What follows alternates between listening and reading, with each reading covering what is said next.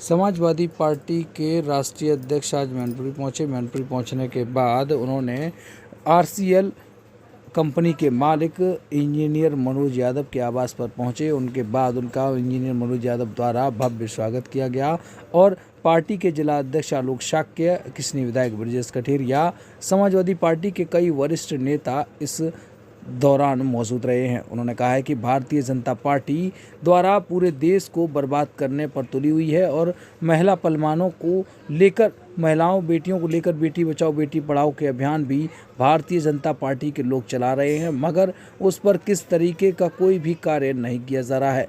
क्या कुछ कहते नजर आए हैं समाजवादी पार्टी के राष्ट्रीय अध्यक्ष अखिलेश यादव। आइए सुनते हैं पूरी इस खबर के जरिए क्या कुछ उन्होंने भारतीय जनता पार्टी पर निशाना साधा है।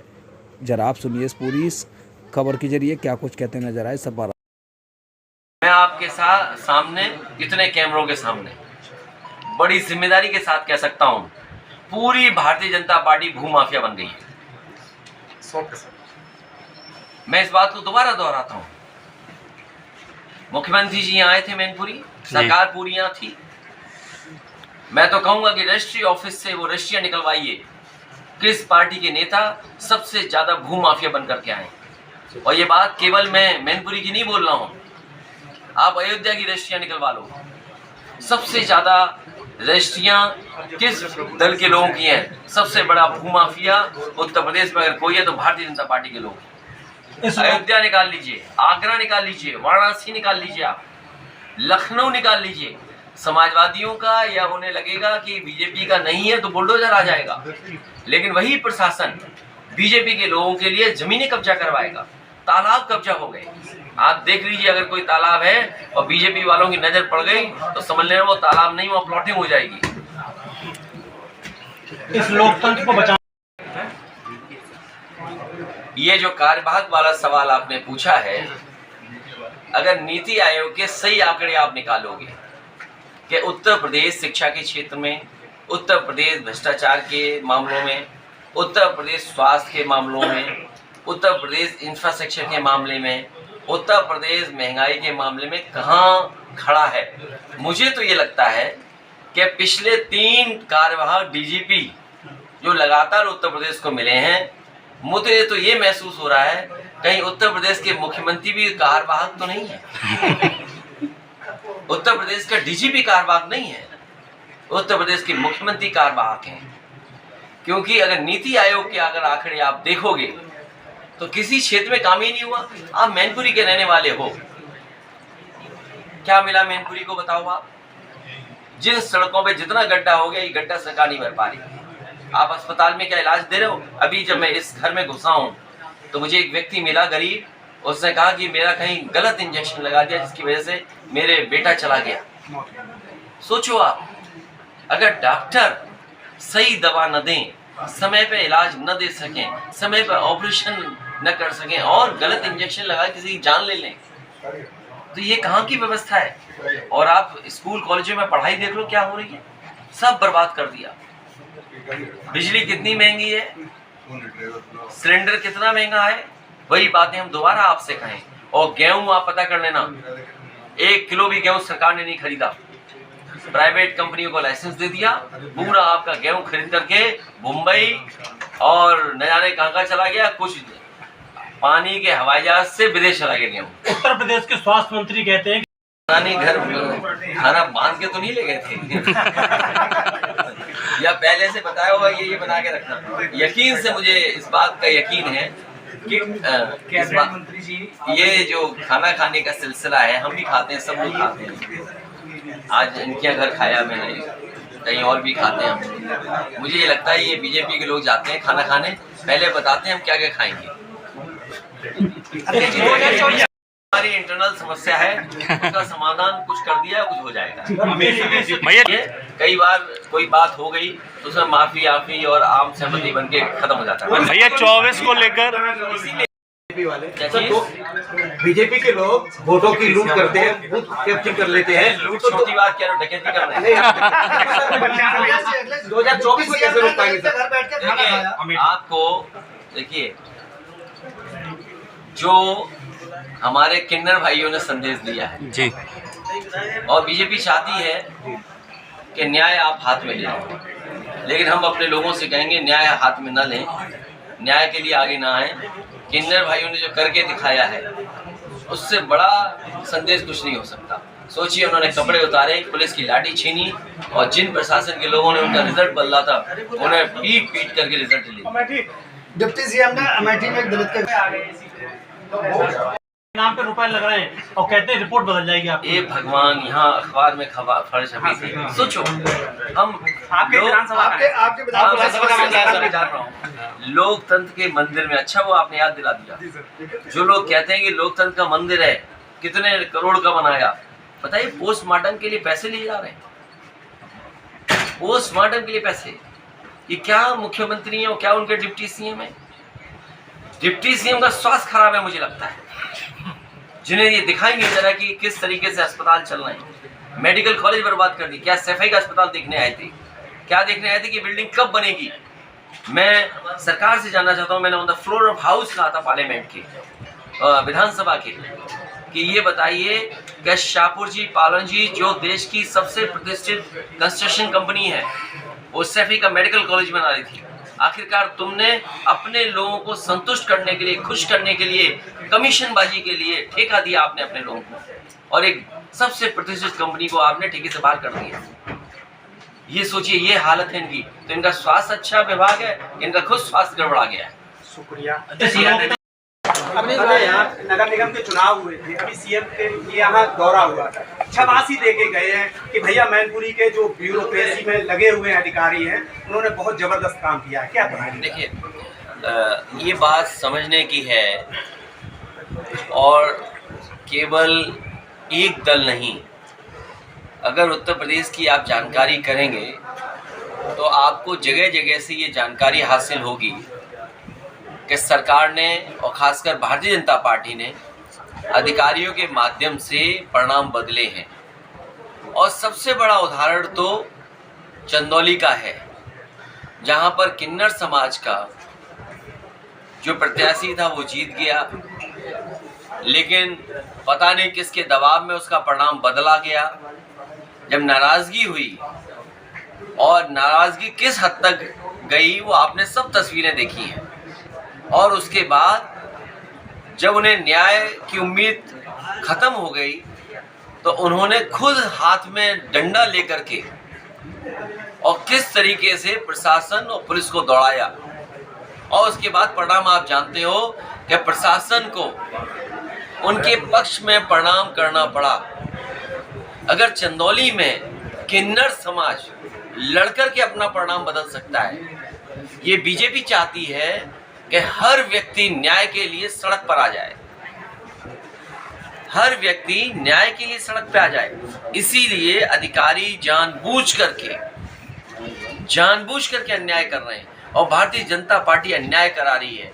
और वो दिन दूर नहीं जब अन्याय के खिलाफ लोग खड़े होकर के इनके खिलाफ मतदान करेंगे, और ये सरकार को स्वीकार करना पड़ेगा कि उन्होंने बेईमानी की है, बेईमानी से ही रिजल्ट बदले हैं। लोकतंत्र इतना बड़ा लोकतंत्र है, यहाँ लोकतंत्र प्रेमी लोग हैं। इस देश में बाबा साहब भीमराव अंबेडकर जी के सपनों को पूरा करने वाले लोग हैं। यहाँ डॉक्टर राम मनोहर लोहिया को और डॉक्टर राम मनोहर लोहिया के सिद्धांतों पे चलने वाले लोग हैं। इस देश के लोगों को पता है आज़ादी कोई ऐसे ही नहीं मिली। इस आज़ादी के लिए, इस लोकतंत्र के लिए, अपने कानून के लिए लोगों ने कुर्बानियां दी हैं। कोई लोकतंत्र ऐसे नहीं बदल देगा कि हर चीज बदल दें। 24 में बदलाव होगा, 24 में भारतीय जनता पार्टी का सफाया होगा। इसीलिए क्या कर रहे हैं, सर्वे के बाद सर्वे, फिर सर्वे, फिर सर्वे। अरे 3 सर्वे करके अपने 2-2 बार सांसद रहे उनकी टिकट तय करोगे। इसका मतलब क्या हुआ कि जो सांसद चुने जा चुके हैं वो उनकी सफाया होने जा रहा है, टिकट बदली जा रही है। चिंता का विषय सर्वे नहीं है। जनता को चिंता का विषय और आपके लिए चिंता का विषय ये होना चाहिए, खबर ये होनी चाहिए कि 3 सर्वे के बाद भी वो 2-2 बार के सांसद टिकट नहीं बचा पाएंगे। भारतीय जनता पार्टी लोगों ने तो बचपन से जो पढ़ा है, हिंदू मुस्लिम सिख ईसाई सब है भाई भाई, यही पढ़ा हमने और यही मिलकर के रहे हैं। अध्यक्ष जी, आप पार्टी का स्टैंड आप प्रभावित कर रहे हैं। आप गलत सवाल पूछे जी। सवाल आपका ये होना चाहिए कि जिस दिन देश की संसद भवन का उद्घाटन हुआ था, सबसे बड़ी लोकसभा जिसके बारे में न जाने क्या क्या सपने दिखाए जा रहे हैं कि उसका उद्घाटन हुआ, उसी दिन पुलिस जाकर के पहलवानों को गिरफ्तार कर रही है। ये संदेश दे रहे बीजेपी के लोग कि हम न संविधान को मानते हैं न कानून को मानते हैं। जो लोग आवाज उठाएंगे उनकी आवाज बंद कर देंगे। बीजेपी को अब फैसला लेना है, भारतीय जनता पार्टी को बताना है कि जो नारा कभी उन्होंने दिया था, बेटी बचाओ बेटी पढ़ाओ, क्या इस तरह अन्याय कर करके बेटी बचेंगी, बेटी पढ़ेंगी या बेटियों का सम्मान होगा? और कहीं ना कहीं देश की हर बेटी देख रही है इन तस्वीरों को, तो क्या लगता है इस देश की नारी देख रही है। इस अपमान का बदला एक एक नारी आने वाले चुनाव में भारतीय जनता पार्टी के खिलाफ मतदान करके देगी। भैया 24 में आगामी जो भविष्य है वो दिख रहा है कि सपा के लिए उज्जवल है और कहीं ना कहीं भाजपा को रोकने की पुरजोर कोशिश करेगी, वो कामयाब होंगे। लेकिन उस मंदिर का आपने विरोध किया, संविधान का मंदिर था, उसी में आप लोग बैठेंगे और वो जनता का पैसा, व्यक्ति किसी का नहीं है। मोदी आज है, मोदी घर के थोड़ी नहीं लेके जाएंगे ये। नहीं, और उसमें सर एक सवाल का पूरा जवाब सर, उद्घाटन के अवसर पर साधु संत थे, क्या वाकई में ये लोकतंत्र जो संविधान चल रहा है क्या साधु संतों से चलेगा? देखिए, मैं अपने पत्रकार साथी ने बहुत अच्छा सवाल पूछा कि लोकतंत्र का मंदिर जी जो इतने बड़े रूप में बना हो उसके उद्घाटन में हम लोग नहीं गए। ये इसलिए हम लोगों ने संदेश दिया और खासकर हमने संदेश दिया कि अगर देश की राष्ट्रपति महिला हैं, आदिवासी हैं और हमें आपको पन्ने पलटने चाहिए। जिस समय यही भारतीय जनता पार्टी दूसरे दलों से राष्ट्रपति चुनाव के लिए वोट मांग रहे थे तो क्या क्या नहीं बता रहे थे, तो आज जब उद्घाटन था तो क्यों भूल गए? और केवल उन्हें भूल गए, हमारे अभी कोविंद जी रिटायर हुए हैं प्रेसिडेंट, अरे कम से कम उनका भी सम्मान हो जाता। तो आखिरकार भारतीय जनता पार्टी क्या संदेश देना चाहती थी? इस देश में सबसे ज्यादा नुकसान अगर किसी ने किया तो वो छुआछूत ने किया। धरती पर इस तरह का भेदभाव आदमी आदमी से छुआछूत करता हो कहीं नहीं है। तो कहीं ना कहीं बीजेपी के लोग हो सकता है हजारों साल पुरानी मानसिकता के हिसाब से कुछ सोचते हो कि भाई महिला हैं क्यों हम उन्हें बुलाएं, राष्ट्रपति हैं क्यों बुलाएं हम लोकसभा उद्घाटन, इसीलिए हमारा विरोध था। और लोकसभा का मंदिर अगर है तो विरोध हमारा इस बात के लिए भी है कि विपक्ष की सुनना ही नहीं, विपक्ष को अपमानित करते हैं आप। पुरानी लोकसभा की दीवारों पे लिखी हैं चीजें कि आप अगर सदन में आए हैं तो आप जो वो बोलेंगे सच बोलेंगे। क्या भारतीय जनता पार्टी सच बोलती है?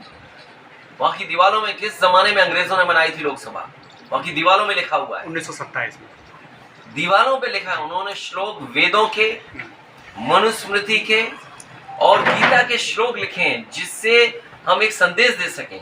तो आखिरकार बीजेपी दीवारों पे लिखी हुई चीजें भूल गई कि अगर आप सदन में आए हो तो सच बोलोगे। क्या ये विपक्ष के लोगों को अपमानित नहीं कर रहे हैं? हमारे एक एक नेता को आप झूठा भेज रहे हैं।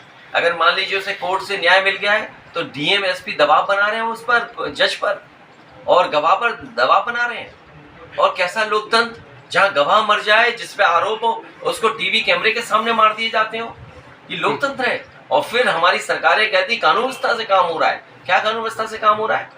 हमारा चुनाव जीत गए मैनपुरी में, आप सब जानते हो दिल से बातें। हो सकता है वो बात आप स्वीकार न करें, लेकिन हमारा वीर पत्रकार थक गए इतने में नहीं, ये जानता होगा कि बताओ चुनाव हमारा हराएगा कि नहीं हराएगा।